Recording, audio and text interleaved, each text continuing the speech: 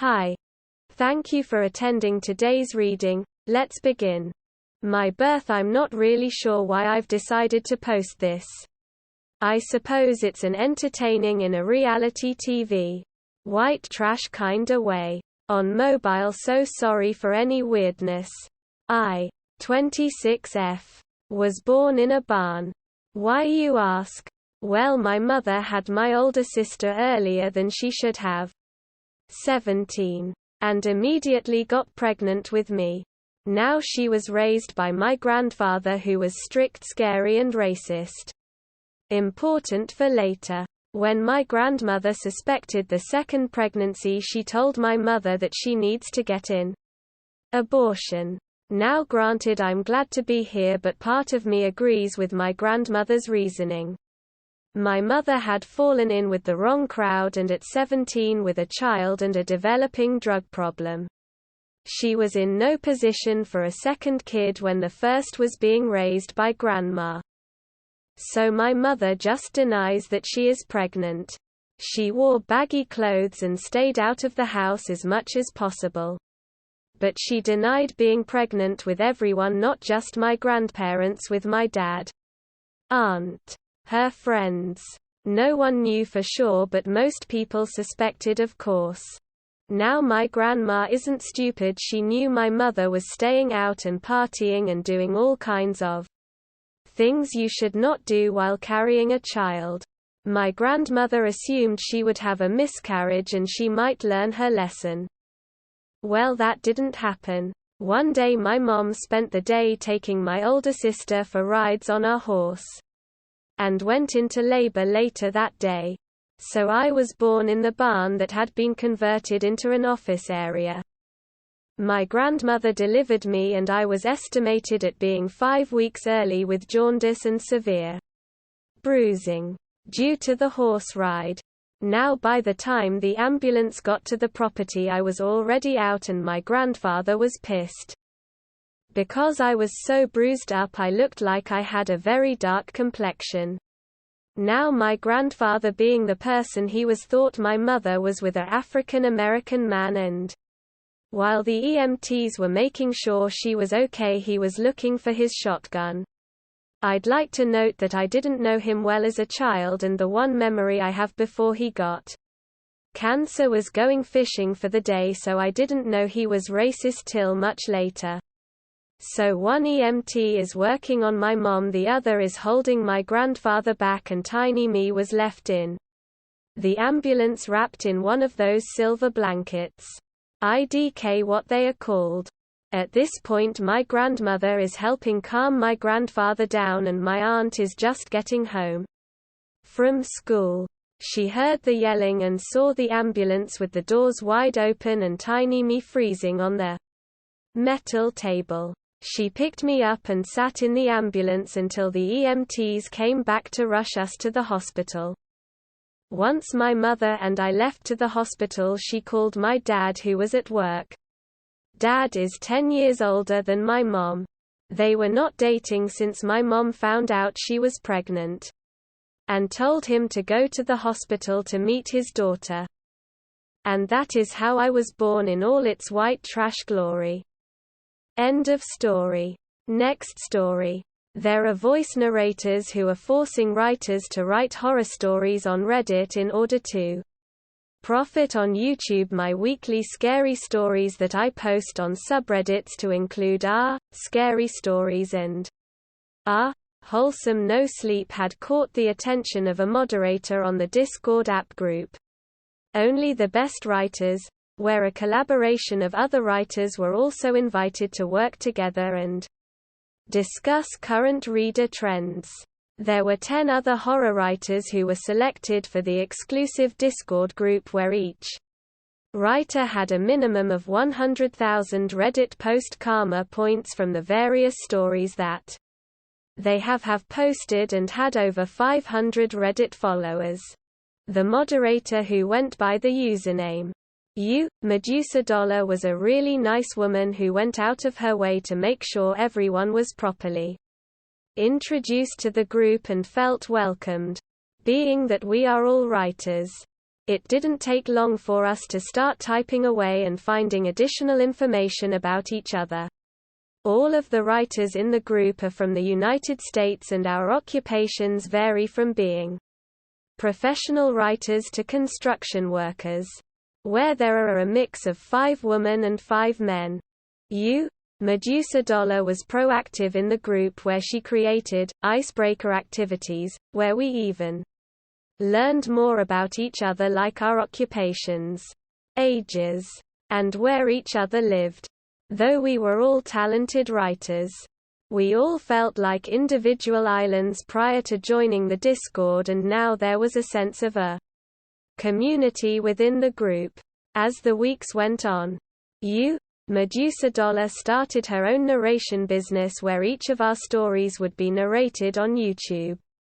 In the past, this was quite a common thing to occur, to have our stories narrated, but Medusa Dollar promised us $1 per 100 views, which was by far the best offer any of us writers in the Discord group had ever received, especially considering some YouTube videos could receive 100k views or more.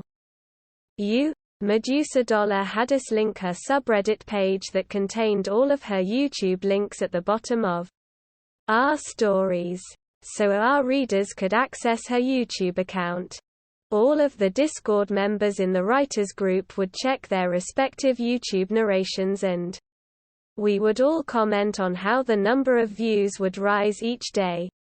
One of my stories was at 50,000 and was continually growing. Another writer had close to 500,000 views, and we were celebrating every day, knowing we were eventually going to get more and more money. Medusa Dollar had us all open a PayPal account, and we would all check it daily to see when we would receive our first payments from her. Weeks went by and we continued to send Medusa Dollar our stories, where she would narrate them, and we were all talented writers in the Discord group, so most of our stories would get well over the 1,000 upvotes on the various subreddits that we posted them on. However, one writer in our Discord group, Six-Headed Toad, posted a message on the Discord saying that he had received a private message from Medusa Dollar that the stipulation of our contract for the narrations was that each one of our stories we posted had to get a mandatory 1,000 upvotes, and that he was in violation for not meeting the contractual amount of upvotes. Six-Headed Toad then said, "I'm being threatened that I have to personally reach out to my followers to beg for upvotes, and also, has anyone actually been paid yet?" Quote. The comment from Six-Headed Toad set off a tidal wave of other comments from writers in the Discord group, where everyone was getting pissed off because no one else had actually received any money either. Also, the so-called contract was embedded in small print in the rules section of the Discord group that no one had bothered to read. Six-Headed Toad commented on our Discord group that he wasn't reaching out to any of his followers until he was paid as promised for the 6 previous stories that were narrated by Medusa Dollar, which everyone agreed was an appropriate measure. 2 days later, Six-Headed Toad posted on our Discord group that he got suspended from his elementary school teaching job because of bogus photos of him with an unknown underage boy. He swore that the photos were Photoshop, and he has no idea of the identity of the photographed Korean-looking boy. To make matters worse, the mother of the boy came forward to the superintendent of the school district and corroborated the story, so he'll likely face criminal charges and be fired from his job. There was collective silence in the group because not only did we feel an eerily coincidence to Medusa Dollar's threat towards Six-Headed Toad and his current demise, but if you listen really carefully to Medusa Dollar's narrations, you can pick up on a very slight Asian accent. An accent where English was her first language. but she probably also spoke an Asian language frequently at home. Based on approximately 1 in 20 of her words she spoke that would have an Asian tone to it.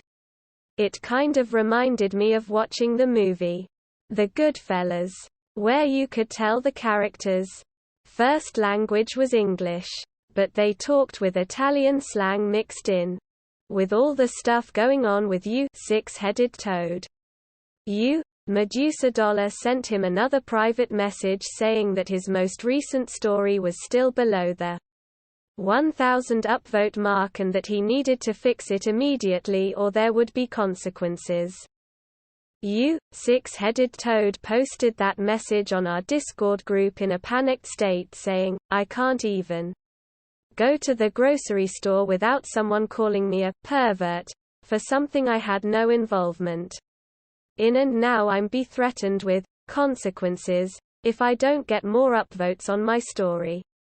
What do I do?" Quote, everyone in our Discord group was in a panic as well and we all felt unsafe posting anything negative in our Discord group for fear of reprisals from Medusa Dollar. I could really start to see the panic in six-headed toad where he started posting messages nearly every hour on our Discord group such as, "I reached out to all of my followers to upvote my story, but I'm still short. What do I do?" The sad part was that nobody responded back to him for fear from Medusa Dollar. So the next hour he said he randomly gifted other Reddit users coins with a message begging them to upvote his story. By the end of the day and spending close to $500 of his own money, he finally got the 1,000 upvotes.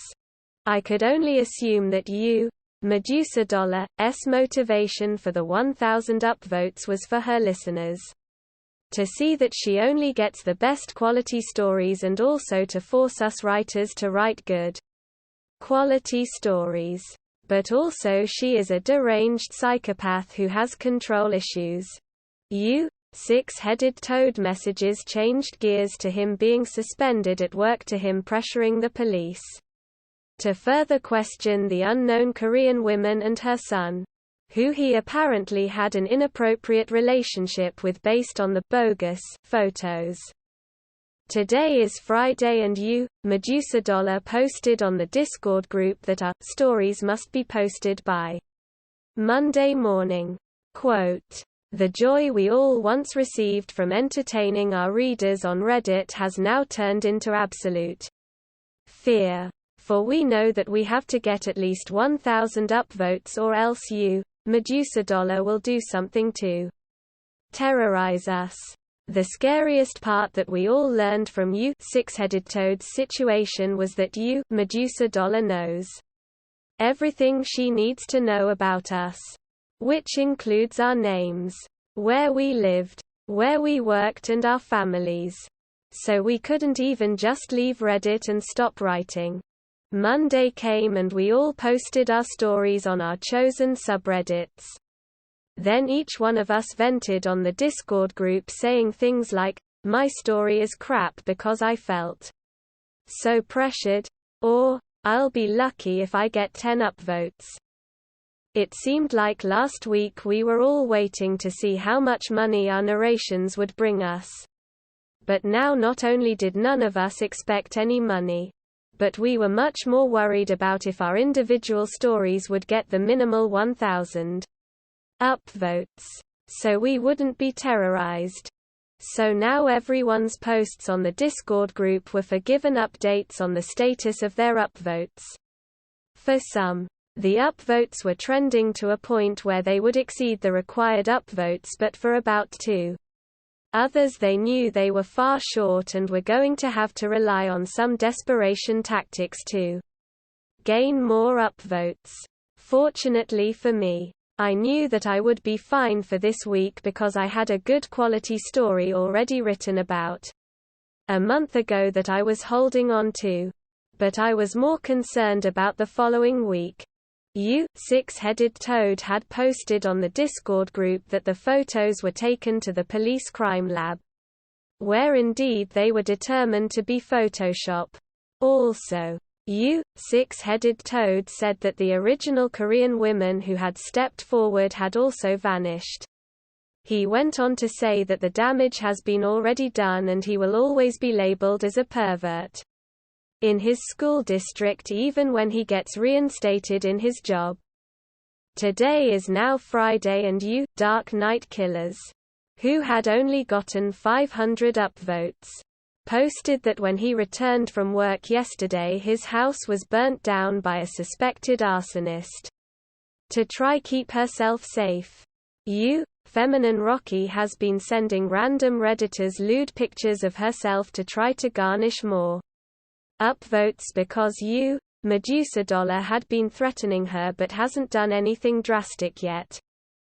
By Friday night You, Feminine Rocky might have sold her soul by sending the lewd photos but she managed to get the 1,000 upvotes. She was really emotional in her Discord postings commenting how she's married with kids and just sending photos wasn't good enough for some of the Redditors to get an upvote. So she had to do some really regrettable things just to protect her family and her job. We also received another message from You, Medusa Dollar saying that our stories were due on Monday.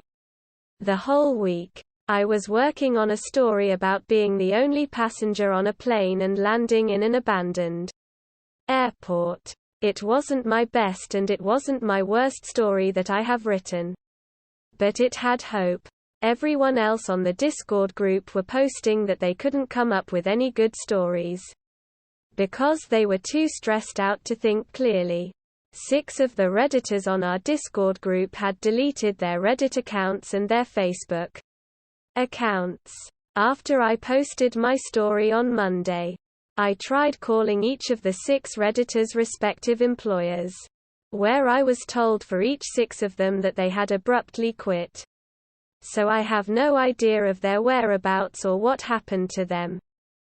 The sad part is that You, Medusa Dollar found 6 new replacements for them on the Discord group, where You, Medusa Dollar repeated the same cycle of initially being nice and welcoming in order to gain their personal information from the new group members. I have a wife and a young daughter, so I was really feeling the pressure. I have a federal job with good pay where I couldn't just run and hide somewhere. Where I work as a psychologist in a federal correctional institution. A lot of my stories are derived from hallucinations that the psychiatric inmates have told me or actual real-life events that the inmates have told me as well. So I have no shortage of horror stories that I have a tendency to add my own twist. My mindset was that I just had to do what You, Medusa Dollar expected of me so my daughter Grace could continue her happy suburban life. However, I also had a plan up my sleeve, where I was going to wait for You, Medusa Dollar to get sloppy and leave a clue to her actual identity. Whether if it was through her Discord harassment posts, or through her narrations, or through one of her henchmen or henchwomen that she contracts to carry out her evil deeds. But I was determined to find her real identity. I know You, Six-Headed Toad told the police about You, Medusa Dollar, but once he was cleared of his charges he didn't want to pursue You, Medusa Dollar, or the unknown Korean woman for fear of further retaliation from You, Medusa Dollar, and the police had such a backlog of other criminals to pursue that they were more than happy to drop the case. So on top of my job, I continued to post my weekly stories where some weeks I barely came close to the 1,000 upvotes. I even sent a private message to one of the new Discord writers, warning her not to reveal any personal information on the Discord group and in fact leave Reddit altogether before it was too late. But she foolishly forwarded the message to You, Medusa Dollar, and luckily the only thing that happened to me was that my 2006 Camry was firebombed in the parking lot of my job. I figured an old car was much easier to replace than my house or the loss of my wife and daughter. So now I post nothing in the Discord group and watch as these poor new writers dig their own graves. Once you, Medusa Dollar, gets all the personal information she needs on the writers, then she'll start getting more and more evil and nonchalantly throw out you, six-headed toad, or you, feminine rocky usernames to the new members and brag how she altered their lives. She would even post how erroneous accusations against her to YouTube are pointless without actual police charges or an arrest. She really was a true sociopath who lived off of power and fear from others. As much as I tried to just post my stories on Reddit and pretend that I had never met you, Medusa Dollar, I found myself constantly looking at the Discord app to see if she would mistakenly post a comment that was too revealing about herself that she was too slow to erase, or I'd listen for countless hours to her narrations for any type of background noise that she inadvertently let slip into her recordings. As the weeks went on, my wife made me go see a therapist because I looked horrible, and because I was more and more detached from her and Grace, where I never told either of them that I was being forced to write stories under the threat of physical harm. So I went to the therapist and blamed my lack of sleep and emotional detachment on a midlife crisis versus some psychopath who was trying to use me as slave labor. Ironically, as I was driving home from a therapist appointment, I was painfully listening to you, Medusa Dollar's voice in one of her narrations. When I almost slammed my car into a tree when I heard a voice that wasn't hers in the background. I knew she just posted this story, so I quickly pulled over knowing that she would erase the story at any moment once she realized the mistake she made. I pulled over and listened over and over to her narration, and I yelled out, "I got you. I got you. You dumb witch. I got you." Because after replaying the recording at least 10 times, I was certain that I heard the distant automated voice on a passing train say, "Temple University." I had visited Temple as a potential college when I was in high school, and I remembered hearing that voice then taking the train to go see the campus of Drexel. I figured she must have a house or an apartment on Temple's campus, and for whatever reason, she got sloppy for this narration and inadvertently left a window open or something for the train sound to be heard. Though this woman was a complete psychopath, I also knew from my years as a psychologist that she wasn't dumb, and more than likely she probably held a faculty position at Temple. I was really fortunate that I pulled over when I did to listen to the mistake in the background of the narration, because she had erased the story from YouTube no more than 5 minutes later. When I got home, I went right on Temple's website and sifted through all the women that fit the profile of you, Medusa Dollar, which I narrowed the candidates down to 10 potential women. Because it was 9 p.m. at night when I attempted to call each of them, I got their voicemails, which made my job 10 times easier of trying to hear their voices.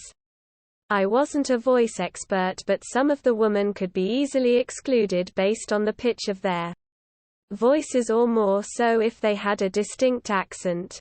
Then I was in total disbelief when it came to voicemail number 7 on my list, because based on only about 20 quick words she spoke on her voice recording, I was 100% certain it was her, because I had listened to thousands of hours of her voice narrations, where I just wanted to stick a butter knife in both of my ears.